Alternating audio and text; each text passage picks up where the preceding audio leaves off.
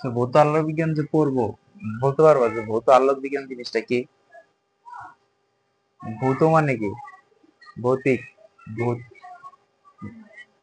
আচ্ছা দেখো, আলোর যে সাধারণ যে ব্যবহার গুলো আছে না, মানে যেটা জ্যামিতির কোনো কিছু মানে না, মানে জ্যামিতির কোনো সূত্রের সাথে ম্যাচ করা যায় না, ওগুলো হচ্ছে ভৌত আলো বিজ্ঞান। মানে ধরো বেসিক কিছু রুলস বা রেগুলেশন যেগুলো আলো ফলো করে বা এখানে লাইট ফলো করে, সেগুলোর কি বলবো? ভৌত আলো বিজ্ঞান। আর জ্যামিতিক আলোক বিজ্ঞানে কি বোঝায় জানো? যেমন ধরো এই যে আমরা দর্পণ করছিলাম না 9-10-এ, এই দর্পণের এদিক থেকে আলো গেলে ফোকাস দিয়ে যাবে, মানে কি এগুলো ফিক্সড না, জ্যামিতিক ভাবে একদম স্বীকৃত। এখান থেকে তুমি যত কোণে দিবা, সেটা সেই পরিমাণ কোণে অ্যাঙ্গেল নিয়ে তারপর সেটা বের হয়ে চলে যাবে। তো এগুলো হইতেছে মূলত হচ্ছে কি ভৌত আলোক বিজ্ঞানের মানে জ্যামিতিক আলোক বিজ্ঞানে পড়ে। আর ভৌত আলোক বিজ্ঞানে আমরা পড়বো যে আলোর যে তরঙ্গ আছে, তাই না? মানে এই অধ্যায়টা তরঙ্গের সাথে অনেকটাই রিলেট করা যায়, বুঝতে পারছো? তাহলে আমি আবার তোমাদের একটু, মানে আলো সর্বদা কিভাবে যায় বলো তো? তরঙ্গ আকারে যায়। ঠিক আছে, আলো সর্বদা কিভাবে যায়? তরঙ্গ আকারে যায়। তার মানে তরঙ্গ নিয়ে তোমাদের যেহেতু অধ্যায়টা অর্ধেক পড়াইছি, আমি আরেকবার একটু মনে করাই দিই তরঙ্গ কি। দেখো তরঙ্গটা কি ছিল বলতো? এরকম কণার কি ছিল? মুভমেন্ট ছিল। আসলে বলতো এখানে মুভমেন্টটা কিসের হইতেছে? এই কণাটা কি সামনে আগাইতেছে, নাকি এই কণাটা আপ এন্ড রাইট মুভমেন্ট দিতেছে? বলতে পারবা? এটা একটা স্থির তরঙ্গ, ঠিক আছে? চলমান তরঙ্গ না, স্থির তরঙ্গ। স্থির তরঙ্গের ক্ষেত্রে কি হয়? এই কণাটাই উপরে আপ এন্ড রাইট মুভমেন্ট। যেমন ধরো তুমি যদি একটা রশিরে দোলাও, তুমি দেখতেছো যে রশিটা এরকম এরকম করতেছে, কিন্তু এরকম হইতেছে যে তোমার হাতেতে রশিটা সামনে যায় এরকম এরকম করতেছে, তোমার হাতে রশিটা আছে এতটুক ডিস্টেন্স আছে। তার মানে কি হইতেছে বলতো? এই তরঙ্গটা একবার উপরে উঠতেছে নিচে নামতেছে, উপরে উঠতেছে নিচে নামতেছে। এটা আমরা তরঙ্গতে পড়ছিলাম না? স্থির তরঙ্গ যেহেতু পড়ছি, সো এই একটা বস্তু কণার কি হইতেছে? আপ এন্ড রাইট মুভমেন্ট হইতেছে। এটার জন্য কি সৃষ্টি হয়? তরঙ্গের সৃষ্টি হয়। এখন এই তরঙ্গ থেকে আমাদের এই যে পথ পার্থক্য এবং দশা পার্থক্য তখন দেখাইছিলাম না যে কি পথ পার্থক্য? দেখো পথ পার্থক্যটা কি আর দশা পার্থক্য কি? দশা, এই কণাটা এইখানে ছিল, এই রেখার উপরে ছিল, আবার কখন সেটা এই রেখার উপরে হবে বলতো? এইখানে হইতেছে, আর এইখানে হইতেছে, আবার এইখানে হইতেছে, এইখানে হইতেছে না? এগুলা তো হইতেছে না। এখন কথা হইতেছে যে কখন হবে বলতো? এই বিন্দু থেকে পুরাটা যাওয়ার পরে এই বিন্দুতে যখন আসছে, এটা কি বলতো? এটা কি সমদশা সম্পন্ন কণা হইতেছে নাকি বিপরীত দশা? এটা কিন্তু বিপরীত দশা। কেন বিপরীত দশা জানো? এই বিন্দুতে আমার কি হইতেছে? 0 ডিগ্রি থেকে উপরে উঠতেছে, ঠিক আছে? আর এই বিন্দুতে 180 ডিগ্রি থেকে কি হইতেছে? আবার নিচে নামতেছে। তার মানে মানে যেটার দিকটা কি বিপরীতমুখী। কিন্তু সমদশা সম্পন্ন কণাই কিন্তু সমদশা না, আমরা পড়ছিলাম না সমদশা কিন্তু কি হইতেছে? এটা বিপরীত, বিপরীতধর্মী। আবার এই বিন্দুটা, ঠিক এই বিন্দুটাতে যখন আসতেছি, তখন কি হইতেছে বলতো? আবার সেটা কি হইতেছে? উপরের দিকে উঠতেছে, রাইট। তাইলে সমদশা সম্পন্ন কণার দূরত্বটা কতটুকু বলতো? 2 পাই পরিমাণ। তাহলে 2 পাই পরিমাণ এটা কি? পথ নাকি দশা বলতে পারবা? দশা, পথ। 2 পাইটা কি আমার পথ। আর এখানে দশার কতটুকু পরিবর্তন হয়েছে? এটা হইতেছে আমার ল্যামডা। এটা কি আমার ল্যামডা। যাও তো এটা একটু, এটা অফ করে দাও।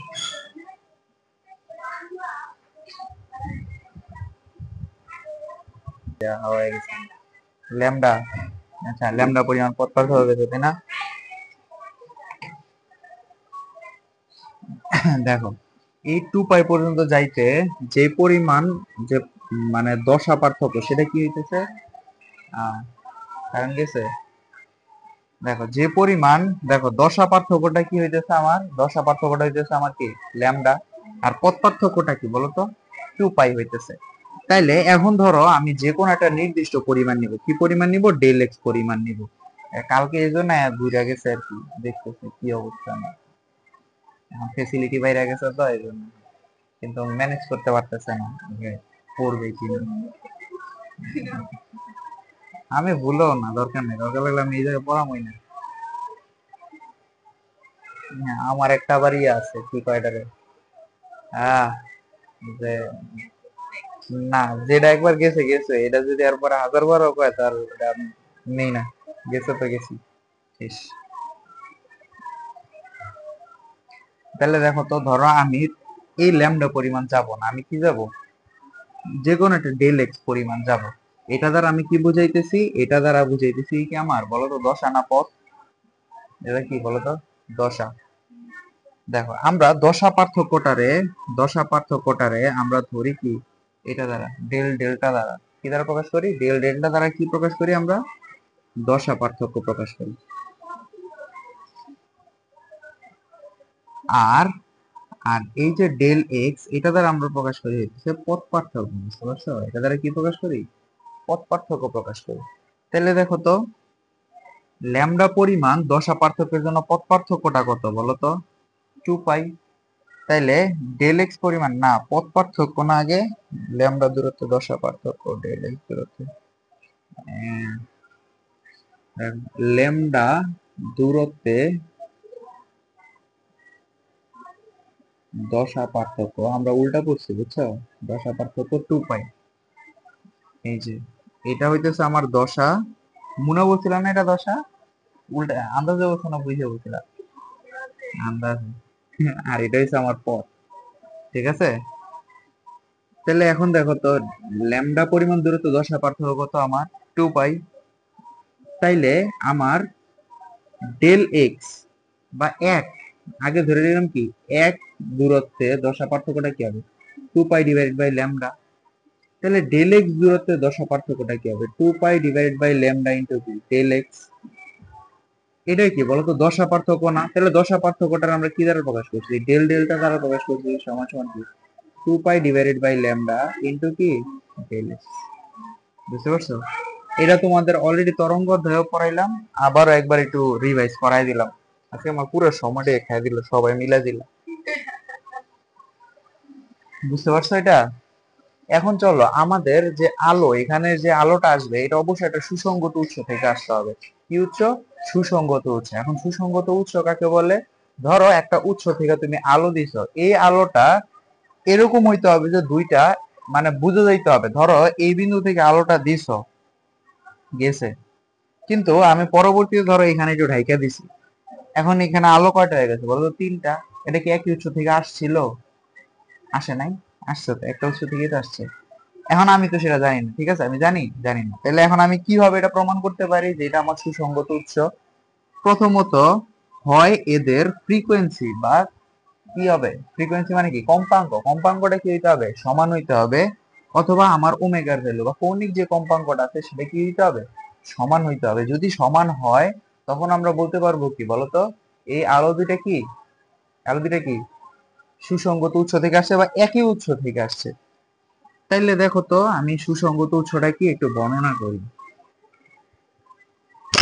ধরো এই একটা তরঙ্গ, এটা হচ্ছে আমার S1 তরঙ্গ, ঠিক আছে, এটা কি আমার S2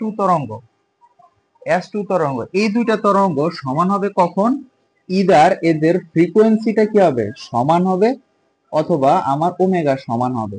এখন কেন বলতো ফ্রিকোয়েন্সি বা ওমেগা আমার সমান হইতে হইতেছে, ওমেগা সমান সমান কি 2 পাই এফ না, ওমেগা সমান সমান 2 পাই এফ, মানে মূলত হইতেছে আমার ওমেগাটা সমান হইতে হবে। এখন ওমেগাটা কেন সমান, দেখো S1 মানে কি বলতো, S1 তরঙ্গের যে সমীকরণটা কি ছিল, এ সাইন ওমেগা টি মাইনাস কি ডেল্টা ওয়ান। এটা কি এই পুরোটা কি বলতো, এই পুরোটা কি আমার 10 আনা, পুরোটা আমার 10 আনা। আর S2 এটা কি বলতো, এ সাইন ওমেগা টি মাইনাস কি ডেল্টা টু, এটা কি বলতো 10 আলটিমেটলি কি 10 আনা 10।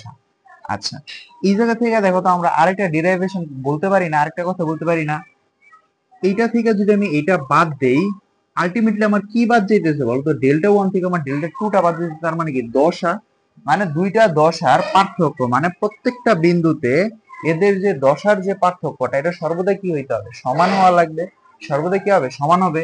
তাইলে এই যে দশার পার্থক্য ডেল ডেল্টা সমান সমান কি ডেল্টা ওয়ান মাইনাস কি ডেল্টা টু হইতেছে, এখান থেকে যদি বিয়োগ করি, এখন কেন সমান হওয়া লাগতেছে, এখানে ওমেগা কেন সমান হওয়া লাগতেছে, ধরো এখানে আমি 2 ওমেগা দিলাম, যদি আমি এখানে 2 ওমেগা দেই, তাহলে কি হয়ে যাবে বলতো, ধরো ওমেগা ওয়ান আর ওমেগা টু, তার মানে কি পাল্টায় যেতেছে বলতো, পুরো দশা, এইখানে দশের সাথে এখানে দশা পাল্টায় যাবে, এবং এদের দশার পার্থক্যের মানের কি পরিবর্তন হয়ে যাবে না।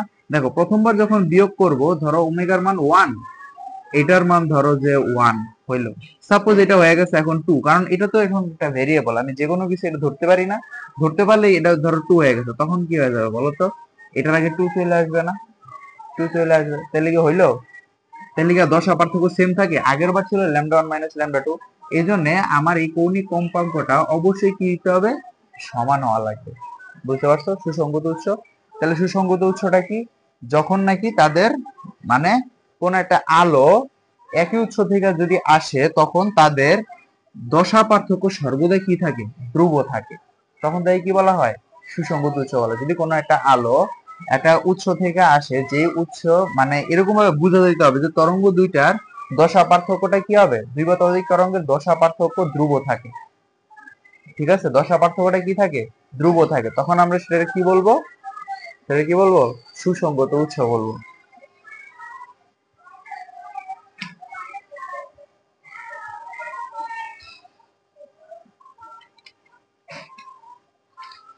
আজকে আসো আমরা এখন পড়বো কি? ব্যতিচার। কি পড়বো? ব্যতিচার। এখন ব্যতিচার কখন হয় বলো তো? ব্যতিচার জিনিসটা কি? ব্যতিচার তোমাদের ইয়াতে পড়াইলাম না? তরঙ্গতে ব্যতিচার পড়াইছি? না মনে হয় ব্যতিচার পড়াইনি। আচ্ছা, আমরা যোগ করছিলাম না? তরঙ্গের যোগ, তরঙ্গ যোগ করছিলাম না? কি করছিলাম বলো তো মূলত? একটা তরঙ্গের সাথে আরেকটা তরঙ্গ কি করছিলাম? ধরো যোগ করছি, এটা রোজ হয়ে গেছে। আচ্ছা ধরো এই একটা তরঙ্গ, এটার সাথে ধরো আমি আরেকটা তরঙ্গ যোগ করব, ঠিক আছে? এখন আমরা ব্যতিচারে কি বলবো? ব্যতিচার হচ্ছে ওই সকল ঘটনা যখন এক বা একাধিক তরঙ্গ পরস্পরের সাথে মিলিত হয়। ঠিক আছে? এক বা একাধিক তরঙ্গ কি হয়? পরস্পরের সাথে মিলিত হয়ে মানে হয়তো বা এটা কি করবে? একটা বড় তরঙ্গ সৃষ্টি করবে যেখানে বিস্তার বেশি হবে, অথবা একটা আরেকটাকে কি করবে? মিনিমাইজ করে দিবে। একটা আরেকটার সাথে কি হয়ে যাবে? ডিকম্পোজ হয়ে যাবে। মিলা বিস্তার কমায়ও দিতে পারে অথবা বাড়ায়ও দিতে পারে। এই ঘটনাগুলোকে কি বলা হয়? ব্যতিচার বলে। দেখো যখন নাকি মানে এই জিনিসটা কিরকম, ধরো তুমি এভাবেই দুষ্ট, এখন তোমারে আমি আরো স্কোপ করে দিচ্ছি দুষ্টামি করার, তাহলে জিনিসটা কি হয়ে যাবে? তোমার দুষ্টামি মাত্রা আরো বেশি বাইরে যাবে না? মানে দেখো আমার এতটুকু ছিল, আমার এতটুকু আমি আরো দিলাম, মানে এটা আমার দুষ্টামি লেভেল, আমারও সুযোগ দেওয়া হয়েছে আরো টুকু, তাহলে এখানে বিস্তারটা কি হয়ে যাবে বলো তো? অনেক বড় হয়ে যাবে না? তার মানে দেখো তো এখানে কি অ্যামপ্লিটিউডটা অনেক বেশি বেড়ে গেছে, বিস্তার কি হয়ে গেছে? অনেক বেশি। তখন আমরা সেটাকে বলবো গঠনমূলক ব্যতিচার। কি বলবো?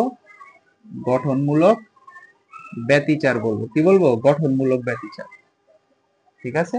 কিন্তু এখন দেখলা কি যে না, আমার একটা তরঙ্গ যখন এভাবে আসছে, আরেকটা তরঙ্গ ডিমোটিভেট, মানে তোমার এখন তুমি দুষ্টামি করো, আমি তোমার মাইরা হইলো তোমার দুষ্টামি বন্ধ করবো, তাহলে দেখো তো একটা আরেকটার বিপরীত, তখন জিনিসটা কি হয়ে যাবে বলো তো? একটা সরল লাইন হয়ে যাবে, তখন সেটাকে আমরা কি বলবো? ধ্বংসাত্মক।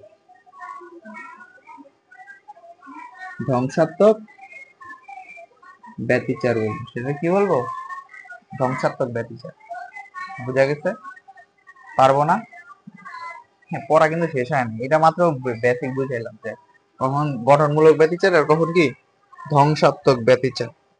আচ্ছা, এখন চলো আমি তোমাদের মানে ভিজুয়ালি জিনিসটার একটু চিন্তা করতে হেল্প করি, যে আমার কখন গঠনমূলক হবে আর কখন কি হবে? ধ্বংসাত্মক হবে। আমি আমার চাইলে তোমাদের ধরো সূত্র লিখে দিতে পারি।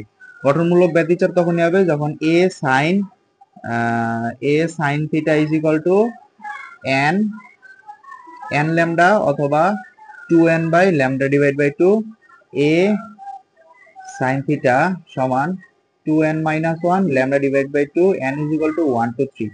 এই যে এটা হবে, এটা হচ্ছে আমার গঠনমূলক ব্যতিচারের জন্য। এটা কি আমার গঠনমূলকের জন্য, আর এটা কি ধ্বংসাত্মকের জন্য। মুখস্থ করতে পারবা না? এটা তো সোজাই, অনেক সোজা, ইজি ওয়ে। কিন্তু আমরা আগে জিনিসটাকে বুঝি যে কখন আমার গঠনমূলক হবে আর কখন ধ্বংসাত্মক হবে। চলো আমি তোমাদের তিনটা তরঙ্গ দেখাই, তিনটা তরঙ্গ লিখি।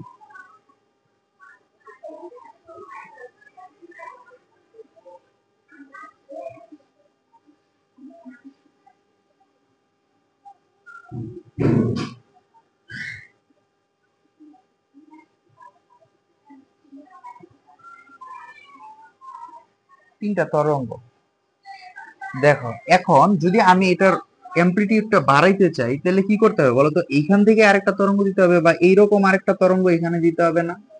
এরকম আরেকটা তরঙ্গ দিব না? তার মানে এই তরঙ্গের স্টার্টিংটা কোথায় হয়েছে বলতো? জিরোতে হয়েছে না? জিরোতে হয়েছে না? বা আচ্ছা ঠিক আছে, ধরো স্টার্টিং চিন্তা করে লাভ নেই। এখন দেখো এইটারও যদি বাড়াইতে হয় তাহলে দেখো তো আমি আবার এইখান থেকে কি করতে পারি, এটা করতে পারি না? তার মানে দেখো তো কতটুকু সামনে আগাইছি বলো তো, কতটুকু আগাইছি? পাই পরিমাণ আগাইছি না? পাই পরিমাণ আগাইছি নাকি টু পাই? পাই পরিমাণ আগাইছি নাকি টু পাই? টু পাই। টু পাই পরিমাণ না, এই পুরোটা কি বলতো? এই পুরোটা কি টু পাই না? পুরোটা আমার টু পাই না? আচ্ছা, টু পাই পরিমাণ সামনে আগাইলাম। এখন আরেকটু আগাই, কত হবে বলতো? ফোর পাই পরিমাণ না? ফোর পাই পরিমাণ আগাইতে হবে না? আমি যদি থ্রি পাই পরিমাণ আগাই আমার কি সমস্যা হবে? বা আমি যদি এটারে এইভাবেও নিয়ে আসি, এখান থেকেও নিয়ে আসি, সমস্যা আছে? বা পাই পরিমাণ রাখলে আমার কথা হচ্ছে বিস্তার তো বাড়বে, এখানে এই যে এটার সাথে এটা তো বিস্তার বাড়বে। তার মানে এই জায়গায় যতগুলা কেস দেখাইলাম সবগুলা কি হবে বলতো? গঠনমূলক না? গঠনমূলক ব্যতিচার হইতেছে না? সরি, হ্যাঁ গঠনমূলক ব্যতিচার হইতেছে না? অ্যামপ্লিটিউডটা তো বাড়বে, এখন কি হয়ে যাবে? এইরকম হয়ে যাবে। অ্যামপ্লিটিউডটা এখন বাড়তেছে না?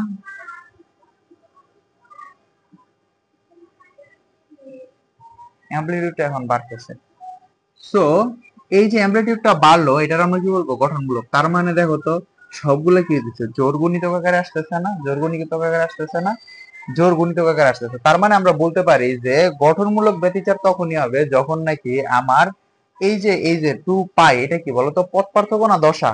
দশা পার্থক্য। দশা পার্থক্যটা যখন আমার ল্যামডা বাই টু বা ধরো ল্যামডার জোর গুণিতক হবে, এটা বলতে পারো ল্যামডা ডিভাইড বাই টু, অথবা অথবা আমার ল্যামডার কি হবে? জোর গুণিতক হবে, তখন আমার সেটা কি হবে? গঠনমূলক ব্যতিচার হবে। সেটা কি হবে? গঠনমূলক ব্যতিচার হবে। আর যখন নাকি সেটা বিজোড় গুণিতক হবে, আচ্ছা বিজোড় গুণিতকটা আমি দেখাই।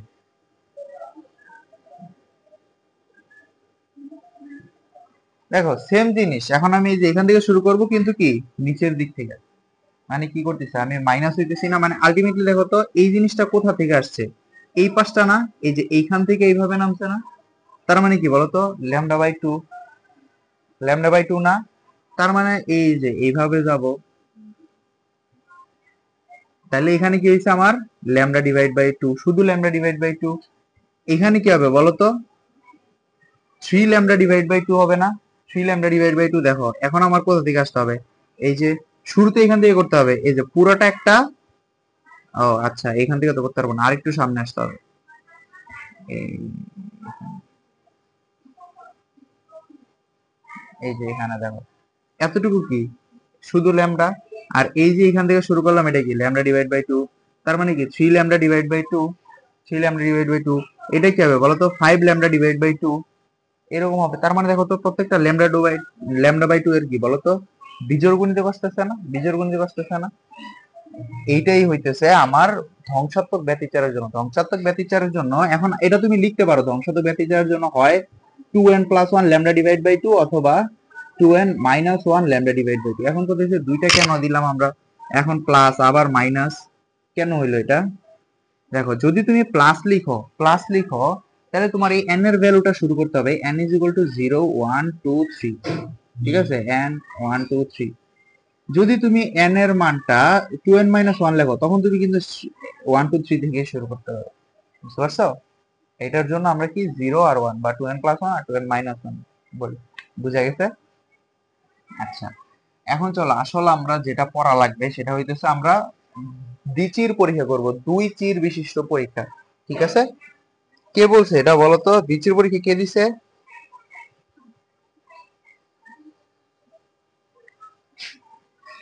দ্বিচির পরীক্ষা কার? আমি নিজেই তো ভুলে গেছি, মানে মনে আছে মাথায় আসতেছে না। দেখ, গঠনমূলক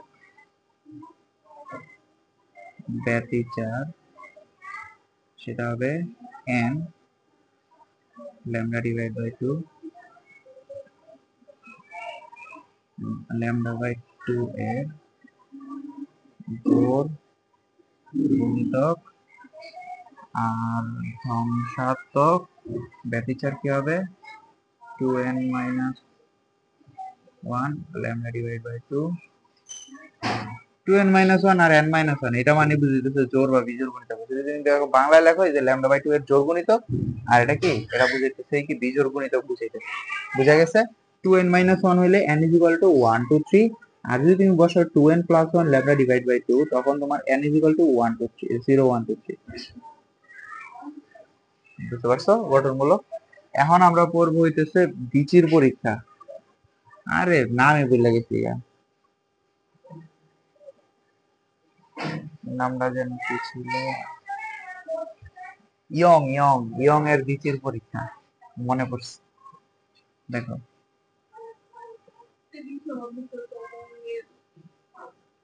কিন্তু এটা অনেক সোজা আছে, তোমরা এটা পারবা, 2টা বা 3টা ক্লাস লাগবে এটা করাইতে। দেখো ইয়ং এর বিচির পরীক্ষাটা কি জানো, এইখানে সে বলছে একটা সুসংগত আলো থেকে যদি একটা মানে সুসংগত উৎস থেকে যদি আলো নিক্ষেপ করা হয়, তখন সেটা কি করে, হয় কি দিবে, আলো মানে একটা উজ্জ্বল খণ্ড আসবে, অথবা কি আসবে, একটা অন্ধকার ডোরা আসবে। অথবা যেটা বলছে যে কখনো কখনো কি হয়, গঠনমূলক ব্যতিচার দেখা যায়, কখনো কখনো কি দেখা যায়, ধ্বংসাত্মক ব্যতিচার দেখা যায়। যখন গঠনমূলক ব্যতিচার হয় তখন আমরা আলো দেখতে পারি, যখন ধ্বংসাত্মক ব্যতিচার হয় তখন আমরা কি দেখতে পারি, অন্ধকার দেখতে পারি। এখন দেখো যে এই গঠনমূলক আর ধ্বংসাত্মক ব্যতিচারের জন্য ইয়ং এর ডিসির পরীক্ষাটার আগে বেসিকটা বোঝা, একটা আলো নিলাম আমি, ঠিক আছে। এখন এটা সুসংগত উৎস কিভাবে প্রমাণ করবো, দেখো আমরা প্রথমে একটা চির নিব, ঠিক আছে। এখন এই চির দ্বারা কি হবে বলতো, আলোটা এইভাবে পাস হবে, এভাবে পাস হবে, এখানে আরেকটা রিফ্লেকশন প্যানেল নিব, এই রিফ্লেকশন প্যানেলে 2টা ফুটা করে দিব, ঠিক আছে। তাহলে এখান থেকে কি হবে, আলোটা আবার এইরকম হবে, আবার এইরকম হবে, এরকম হবে না। এখন আমরা বুঝবো কিভাবে, এখন ধরো এই পার্টটা মুছে ফেলছি বা এই আলোটা মুছে ফেলছি, শেষ, এটা কোনো প্রুফ নাই যে এখানে একটা আলোটা আসছে। তাহলে এখন এই দুইটা একটা সুসংগত উৎস, মানে এই দুইটা উৎস থেকে যে আলো আসছে, এটা সুসংগত উৎস কখন হবে বলতো, যদি এদের মধ্যকার কি হয়, দশা পার্থক্যটা সমান হয়, এবং কি হবে, কৌণিক কম্পাঙ্কটা সমান হইতে হবে।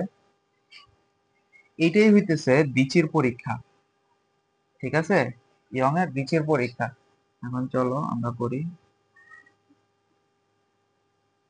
আর এটা হইতেছে যে জায়গায় আলোটা পড়বে, এখান থেকে আলো যদি আসে, দেখো এখান থেকে আলোটা আসার পরে এই আলোটা ধরো এখানে মিলবে, এই এখান থেকে আসবে না একটা আলো, এইটা মিলবে কোথায়, এখানেই মিলবে।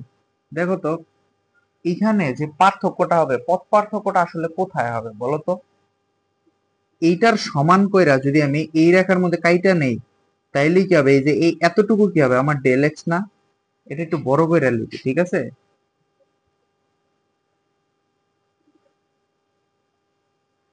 দেখো বড় করে লিখছি যাতে বুঝতে পারো, তাও বড় হয়নি। এখন দেখো তো এইটার সমান করে যদি এখানে কাটি, এই এখানে কাটা হয় না, তাহলে দেখো তো এখানে আমার একটা ত্রিভুজ তৈরি হয় না, এখানে কি হয়, আমার একটা ত্রিভুজ তৈরি হয় না। আমি কি করব, দেখো এই বরাবর যদি দাগটা নেই, এটা কি হবে, থিটা হবে না। এই বরাবর এটা কি হবে, থিটা হবে না, মানে এখানে যতগুলো দাগ টানবো সবগুলোর মধ্যে এই কোনটা কি হবে, থিটা হবে। এই থিটাটা কি খুবই সামান্য হবে না বলতো, অনেক ক্ষুদ্র হবে না। সবসময় মনে রাখবা, থিটার ভ্যালুটা যখন নাকি খুবই সামান্য হয় তখন আমার সাইন থিটা আর টেন থিটা একই হয়ে যায়, মানে সাইন থিটার ভ্যালু আর টেন থিটার ভ্যালুটা কাইন্ড অফ কি হয়, সিমিলার হয়। বুঝা গেছে? এখন এইখান থেকে যদি এটা যদি আমার থিটা হয়, দেখো যদি আমার ত্রিভুজটা উল্টা পাল্টা করছি না,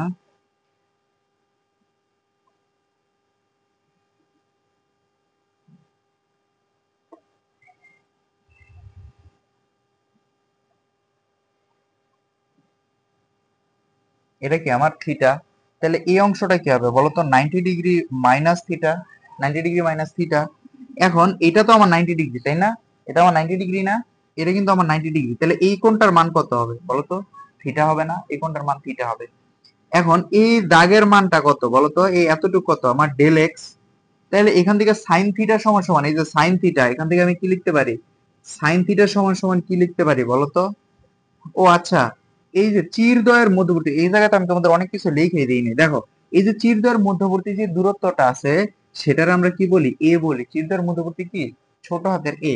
আর এই যে চির হতে এই যে পর্দার দূরত্বরে আমরা বড় হাতের ডি দ্বারা প্রকাশ করি, কি দ্বারা প্রকাশ করি, বড় হাতের ডি দ্বারা প্রকাশ করি। এবং একদম মধ্যবিন্দু হতে, পর্দার মধ্যবিন্দু যেই জায়গায় মানে কি হয় প্রথম উজ্জ্বল আলোটা প্রদর্শন হয়, সেইখান থেকে এইখানের দূরত্বটারে আমরা এক্স এম দ্বারা প্রকাশ করি। কি দ্বারা প্রকাশ করি?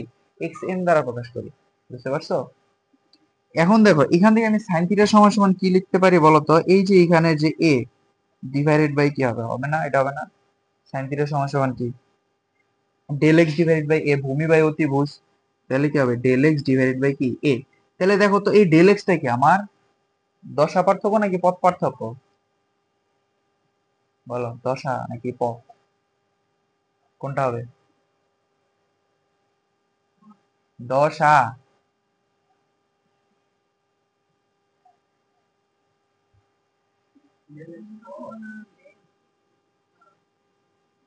আচ্ছা, ওইখানে কি বললাম যে প্রতিবারের ক্ষেত্রে কি সমান হইতে হবে বলো তো? দশা পার্থক্যটা সেম হয়ে যাবে, তাই না? আচ্ছা আচ্ছা, ঠিক আছে। দশা পথ। তাহলে এখান থেকে কি পাইতেছি? ডেল এক্স সমান সমান কি? এ সাইন থিটা। এ সাইন থিটা। এখন যদি আমার এটা গঠনমূলক ব্যতিচার হইতে হয়, তাহলে এ সাইন থিটাটা কি হইতে হবে বলো তো? এই যে এ সাইন থিটা, এটাকে কি হইতে হবে? এন ল্যামডা হইতে হবে না? এ সাইন থিটাটা কি হইতে হবে? N lambda. কারণ কি এই যে মানে আমার যে পথ পার্থক্যটা সেটা কি হইতে হবে? পথ না তো, দশা না? প্লিজ থামো, দাঁড়াও। ডিস্টেন্স, এটা কি পথ?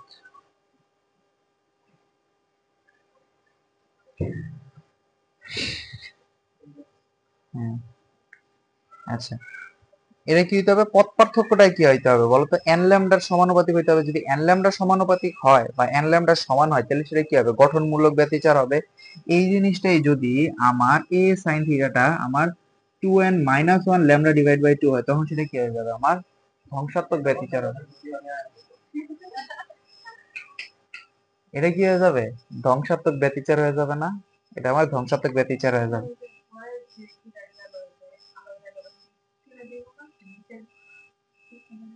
এটা ঠিক আছে।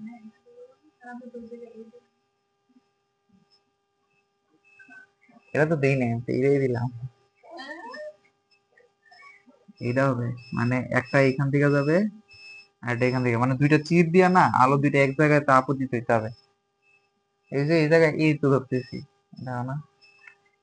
মাথা খারাপ হয়ে গেছে। আচ্ছা, ঠিক আছে। দেখো, আহারে, কি সাউন্ড শুরু হয়েছে। তাহলে গঠনমূলক ব্যতিচার আর ধ্বংসাত্মক ব্যতিচার কখন হবে বোঝা গেছে? শেষ। এটা অফ করে দাও, এখন আর দেখাই যাবো না কিছু।